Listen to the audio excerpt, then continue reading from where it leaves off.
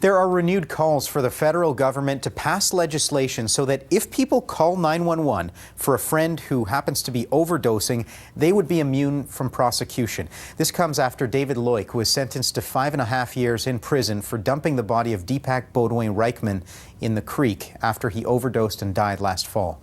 Steve Fisher reports. Last October 27th, Deepak Bodwin-Reichman overdosed in an apartment building in downtown Ottawa.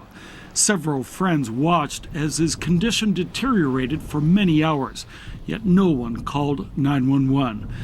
A week later, his body was recovered from a creek near Kemptville, stuffed in a duffel bag. The victim's sister, Vanessa Bodwin, says others should learn from the tragedy. Even if it's just taking them to a hospital and dropping them off, or having somebody pick them up, or throwing them in a cab, do something. Don't just sit around and watch them die. David Loic was charged with committing an indignity to a human body and other charges. At his sentencing hearing, his lawyer, Doug Baum, argued in favor of a private member's bill that would give people immunity when they call 911 for someone who's overdosing. If it was generally understood that no harm will come to you if you stick by your friend and you make sure that they get the emergency response, that they get treated, then I think that would be a very positive thing.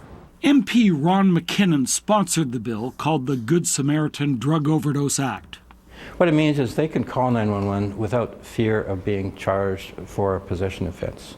Those who work with people suffering from addiction agree the legislation could save lives.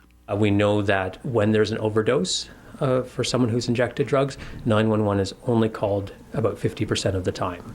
And the main reason that people report not wanting to call 911 is fear of being charged by the police. The Good Samaritan Act will go to second reading in the House of Commons next month.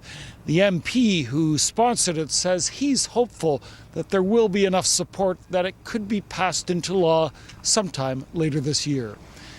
Steve Fisher, CBC News, Ottawa.